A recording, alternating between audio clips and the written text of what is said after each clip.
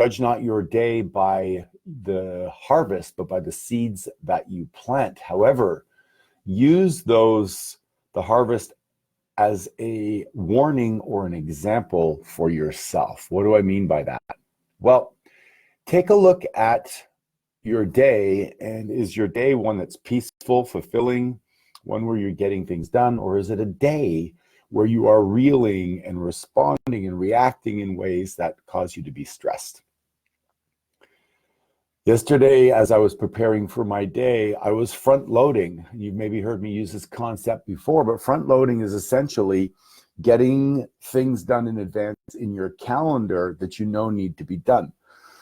So typically I'm on day 24 of my yoga challenge. And what I do is I prepare my mat, my non-skid sweat mat, and 2 bottles of water with ice in it and a splash of lemon or orange juice. I get all of that ready, plus my shorts, and I have it all in the car or in the fridge and ready to go. Why? Because when I wake up at 4:45 in the morning to get ready to go, I don't want to have to stumble around and do all those things. But if you, the night before, you arrive earlier and you get all of those pieces together and you warm up and you're prepared and you're ready, you have a better chance of success. Does that make sense, ladies and gentlemen? Does that make sense? So I want you, if you are in a position to write something down, write down 20%. Just go ahead and write down 20% and see if you can look out over the horizon of your life per month, quarter, year, and what can you do to be better prepared? Can you start working on your taxes, your receipts, calling your accountant, asking them what they need, getting things done, pre-done, organizing, etc.?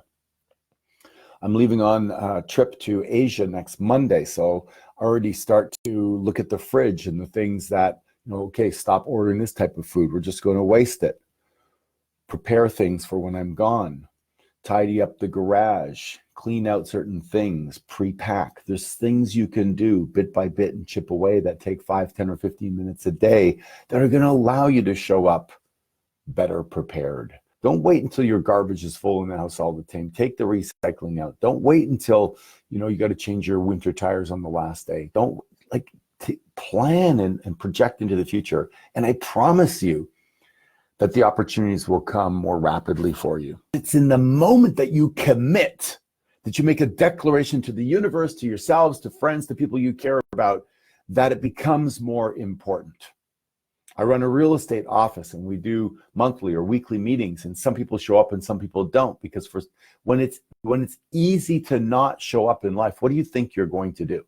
When you're not accountable to anybody, then it doesn't really matter, and it doesn't really matter to you. There's a couple of parts we have to our personality. We have the achiever part, make it happen no matter what, and this is fueled by our not enoughness.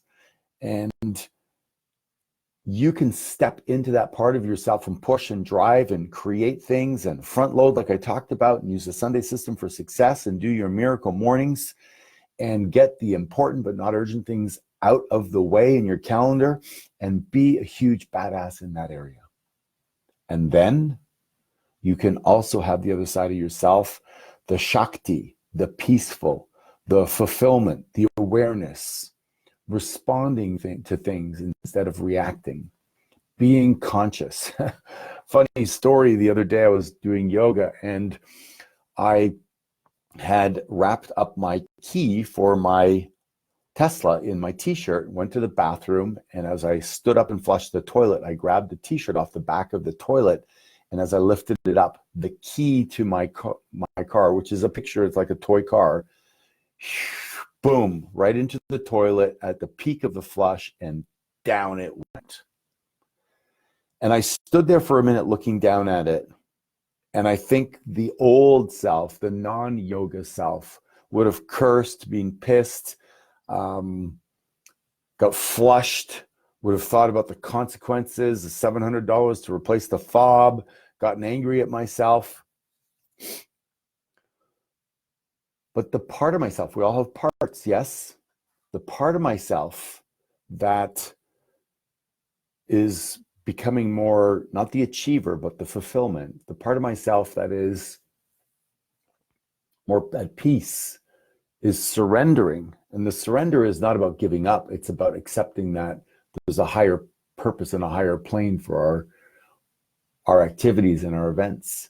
Just let it go, literally. Let it go. Not much choice, right? And now I take the next step. What do I do? My phone was in the car. I couldn't get in the car. So I didn't have the number to call Natasha. So I get the receptionist to call. She doesn't answer. Eventually, I find out that with my watch, if I stand close enough to the car, I can dial, and I started to call Natasha and text her. Still no answer. So then I texted Mercedes and asked her to get me an Uber. She did.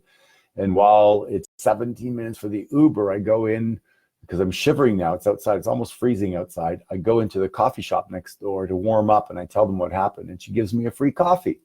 I don't usually drink coffee. I'll have it once or twice a week, but it was really sweet. And the vulnerability allowed me to connect where the old self would have stoically stood out there and punished myself and beat myself up. How many of you can relate that you have that side of yourself that is the make it happen no matter what, but you're also tough on yourself, you're unkind to yourself, and your emotional experience isn't one of joy and grace and gratitude and curiosity and playfulness?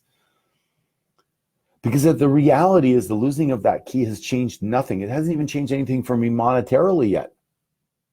Nothing. It hasn't changed anything.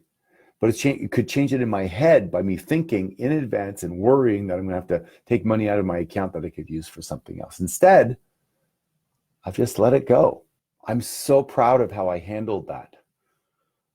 And then Natasha woke up and she jumped in her car and she brought the key and she came to get me.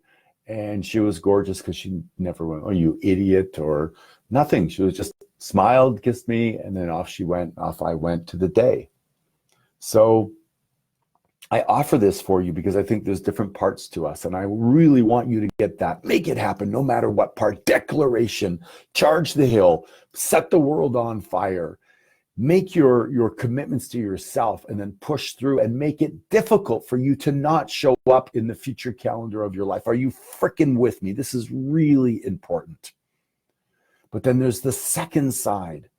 And I work with a lot of people in the coaching department. I've worked with tens of thousands through Tony Robbins and my own personal coaching and talks, etc. And there's no worse critic, like Alan says, than yourself. And this whole yoga experience, I have a practice now. I literally have a practice of self-acknowledgement. I do. I have a practice of self-acknowledgement. Every day that I do yoga, we have 3 sections, 20 minutes, 20 minutes, 20 minutes. And I spend the little 1-minute break in acknowledging my effort. So this fulfillment, this Shakti, this awareness, this vulnerability is so important. And by the way, I also did push-ups while I was waiting outside by the car. I was resourceful. I consider myself a very resourceful, amazing student and lover of life. And I made the best of it. So those 2 parts of yourself, I think, are different, and you want to be able to recognize them and you want to be able to nurture each side of them. And then it all melds into what I call the 1% rule, is what are you doing to improve your life a little bit every day? I can now bend and move my body in ways that I never did my entire life. I had a limiting belief that I just had 4 fused discs in my lower back and I'm going to be stuck. Grace and gratitude, one of my favorite statements, grace and gratitude.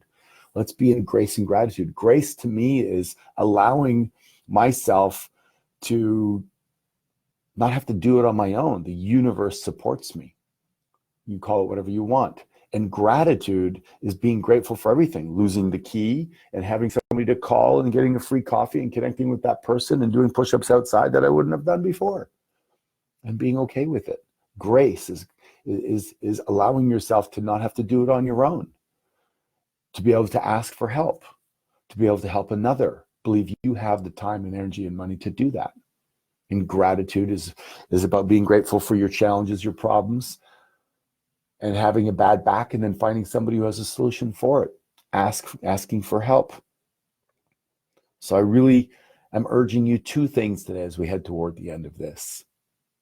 Number one is, what can you do to make a declaration in the future to populate your calendar so it's difficult for you to not show up for your own greatness? Number two, what do you need to populate in your calendar so that you can expand who you are? Number three is, what can you pre-do in advance and prepare as a habit so that you're 20% of your competition and can take advantage of opportunities? So that's the make it happen no matter what side. And on the flip side is, what are you doing in the arena of becoming fulfilled and aware and living in grace and gratitude? Not doing it all on your own and letting the universe support you.